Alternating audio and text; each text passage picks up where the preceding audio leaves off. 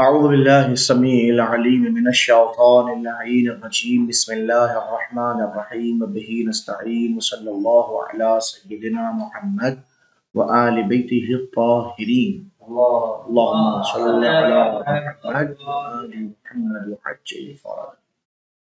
قال إمام العلي عليه الصلاة والسلام العلم أفضل هداية. مولائے متقیان کا ارشاد گرامی ظاہر ہے کہ ہماری زندگی کے ہر نشیب و فراز کو درست کرنے کے لیے کافی ہوتا ہے، اور صرف مولائے متقیان ہی نہیں، ہمارے ہر معصوم کا کوئی بھی قول اگر ہم واقعتاً اس کے اوپر عمل کر لیں تو ہماری زندگی کو سنوارنے کے لیے ایک قول معصوم ہی کفایت کرتا ہے۔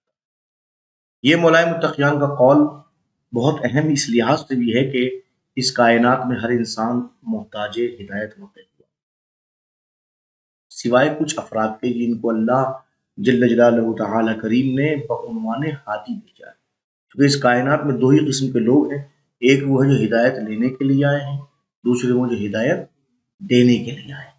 جو ہدایت دینے کے لیے آئے ان کے پاس پہلے سے ہدایت کی ضرورت نہیں ہے، لیکن جو ہدایت لینے کے لیے آئے ہیں، جن کی زندگی قدم قدم پر کسی قائد اور کسی ہادی کی محتاج ہے، تو ان کو زندگی کے ہر قدم پر ضرورت ہے کہ بہترین ہدایت ان کو میسر ہوتی ہے۔ اور بہترین ہادی جملہ ارشاد فرماتے ہیں العلم افضل ہدایت، علم افضل ہدایت ہے۔ افضل صیغہ اس میں تفضیل، کبیر بڑا، اور ہم نے اس میں تفضیلیں لے گئے، ہم نے کہا اکبر سب سے بڑا۔ کیا مطلب؟ یعنی اس سے بڑا کوئی نہیں ہو سکتا۔ صغیر چھوٹا، ہم نے اس میں تفصیل بنا دیا اس کو۔ اصغر سب سے چھوٹا، جس سے چھوٹا کوئی نہ ہو وہ اصغر ہوتا ہے، ٹھیک ہے نا؟ یہ اس میں تفصیل کا صیغہ کمال ہے۔ افضل ہدایت یعنی کہ اب اس سے بہتر اور سے صاحب فضیلت ہدایت کوئی ہو ہی نہیں سکتی۔ جو مولائے متقی وہ کیا ہے؟ العلم، وہ علم۔ اس کا مطلب جو عالم ہوتا ہے اس کو ہر قسم کی ہدایت میسر ہو جائے گا۔ ہم سب کو اللہ سبحانہ و تعالیٰ کی بارگاہ میں دعا کرنی چاہیے کہ پروردگار ہم سب کو علم کی توفیق میسر فرمائے تاکہ ہم ہر جگہ افضل ہدایت سے مستفید ہوتے رہیں۔ الفصل الثانی فی الحیض، گفتگو ہماری اس منزل کے اوپر آگے ٹھہری تھی کہ جب ہم اغسال واجبہ کو اپنی خدمت میں پڑھ رہے تھے، اور ہم نے اغسال واجبہ کو پڑھتے ہوئے ہم نے اپنی خدمت اقدس کے اندر اس کو پیش کیا، پہلے منزل کے اوپر جنابت کو پیش کیا۔ فصل اول جنابت سے متعلق تھی، الفصل الثانی دوسری فصل جو ہے فی الحیض، حیض سے متعلق، ٹھیک ہے نا؟ اب حیض کون سا خون ہوتا ہے؟ دیکھیے عموماً ہمارے حوزات کے اندر ان مسائل کو نہیں پڑھایا جاتا، یقیناً پڑھانا بھی نہیں چاہیے اور پڑھانا بھی چاہیے۔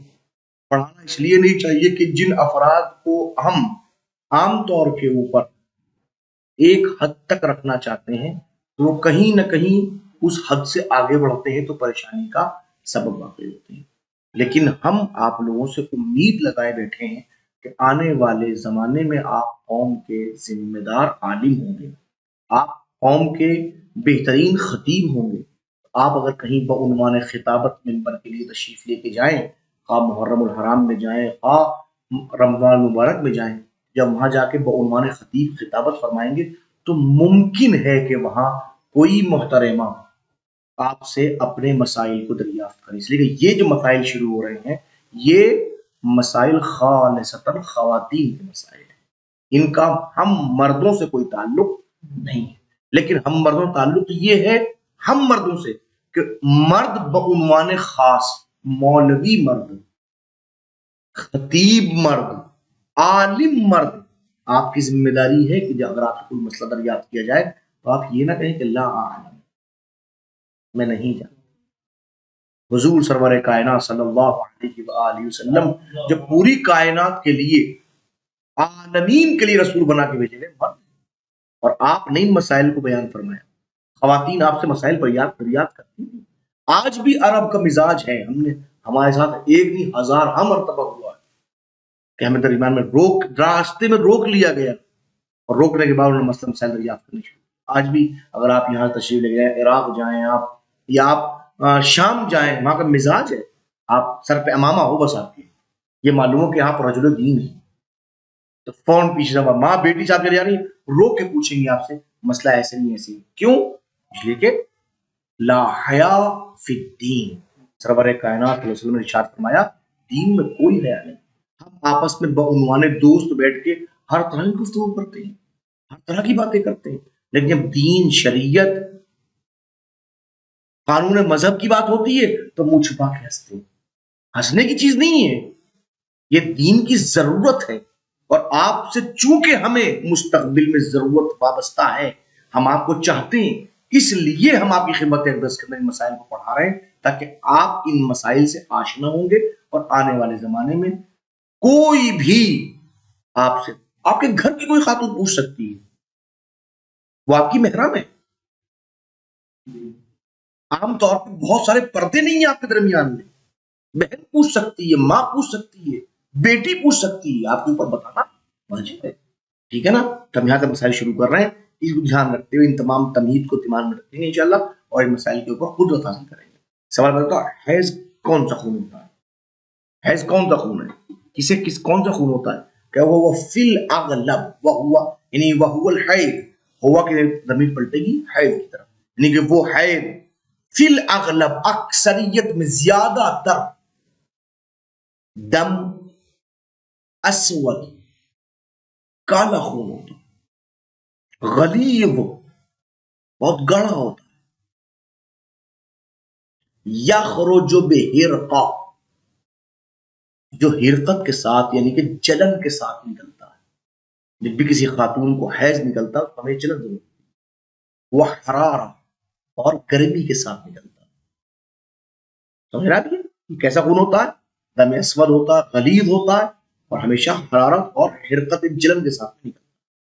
وما تراہ بعد 50 سنہ، اور ہر وہ خون تراہو صیغہ مؤنث کا ہے، جس کو وہ دیکھے، وہ عورت دیکھے، بعد 50 سنہ 50 سال کے بعد.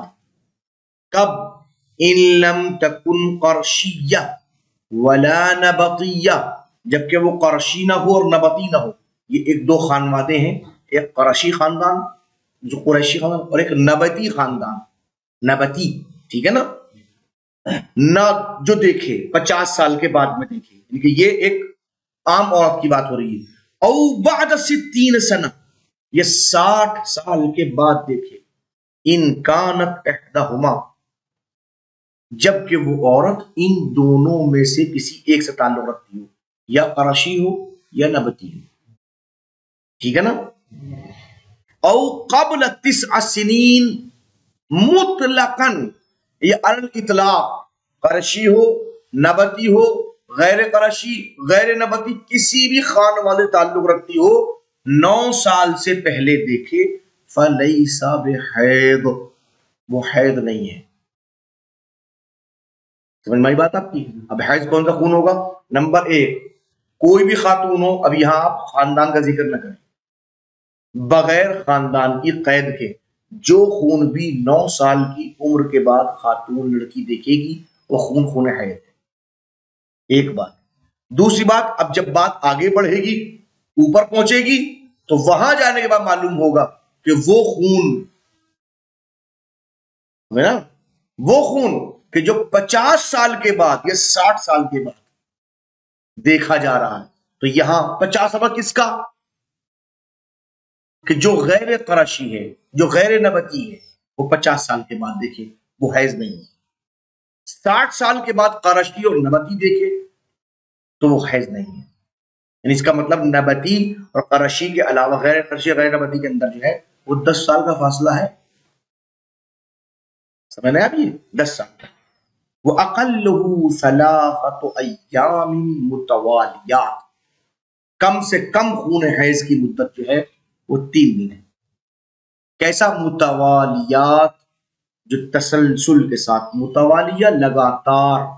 موالات پڑھا تھا نا، موالات کو پے در پے، وہ تسلسل کے ساتھ میں کم سے کم 3 دن تک آ رہا ہو، 3 لگاتار آئے تو وہ کون سا ہے؟ خون حیض ہے۔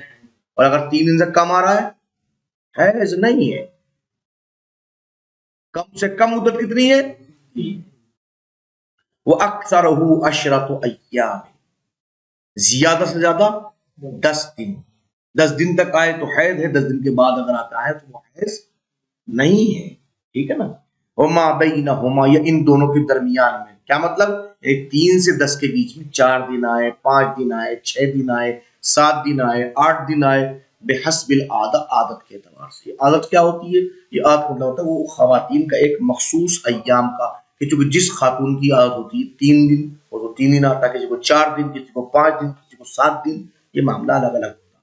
تو وہ ہر مہینے 7 دن تک خون آتا ہے اس کو۔ ابھی تفصیل انشاءاللہ بعد میں آئے گی کہ عادت کبھی اس کے اعتبار سے آتا ہے کہ ایام کے اعتبار سے عادت ہوتی ہے، کبھی ایام کے اعتبار سے عادت ہوتی ہے، وقت کے اعتبار سے عددیہ بھی ہے، وقتیہ بھی، تفصیل سمجھ آئے گی۔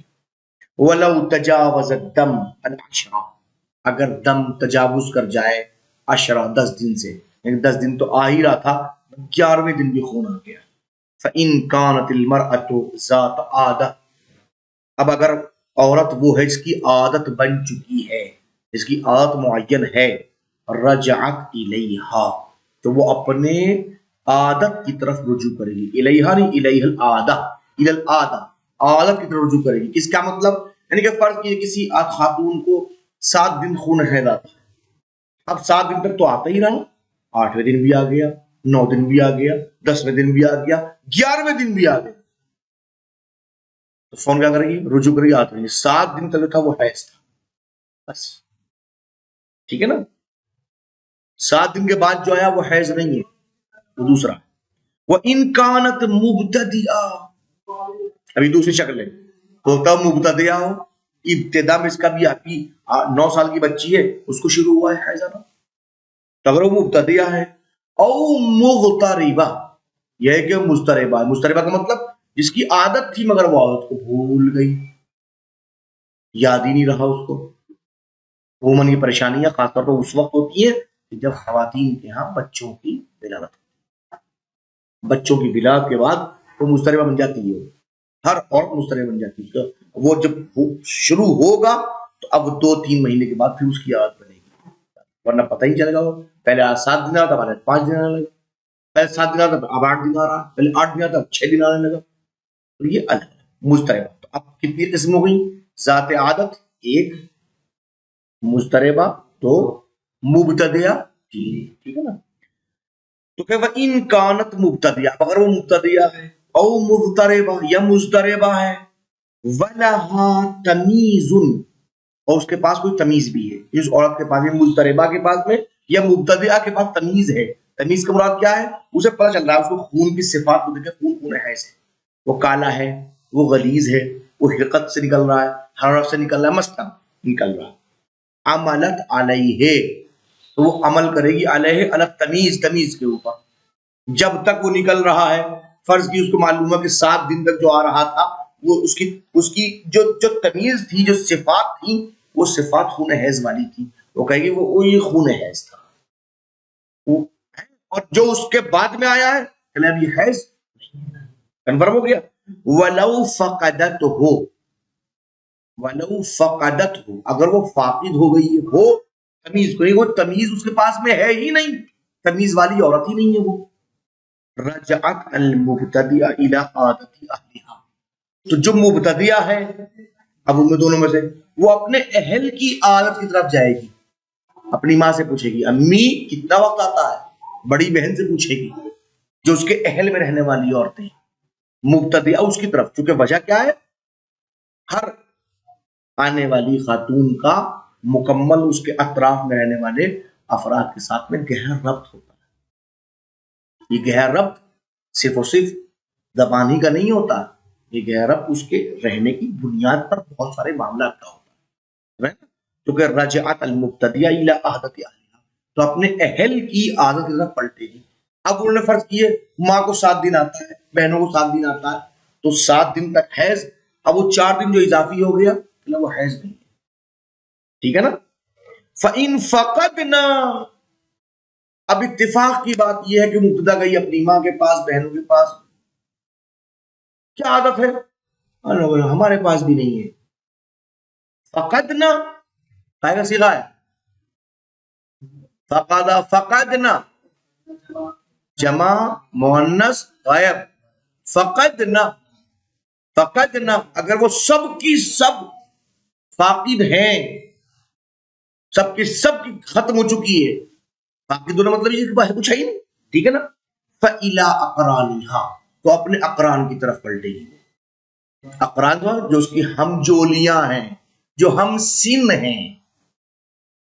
9 سال کی بچی ہے، 10 سال کی بچی ہے، اسکول تو جا رہی نہیں جا رہی ہے، گرلس کالج پڑھتی ہے، اپنی سہیلیوں سے پوچھے گی، تم سے رجوع کرے گی. شریعت کے قانون دیکھیے آپ اس حد تک کہاں تک جا رہے ہیں. فَإِن فَقَدْنَا اب اتفاق کی بات، کیونکہ دیکھیں مسائل کا دار و مدار ہمیشہ افتراضیات پر ہوتا ہے، فرض کی جیسا ہو جائے. فَإِن فَقَدْنَا وہ سب کی سب فاقد عادت ہیں، فاقد تمیز ہیں. او کن مختلفات یا یہ کہ دوسری بندی لی کہ وہ سب مختلف ہیں، کوئی 4 دن ہے، کسی کے 6 دن ہے، کسی کا 8 دن ہے. 4 عورتوں سے ملی، 4 لڑکوں سے ملی وہ، اور چاروں کی عادت الگ الگ.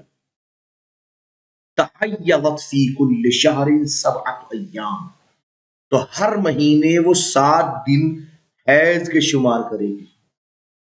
او 3 من الاول و10 من الثانی یہ ایک کام کرے گی، وہ پہلے مہینے کے اندر 3 دن حائضہ اپنے آپ کو شمار کرے گی، باقی جو ایام بچے اس میں حائضہ نہیں ہوگی.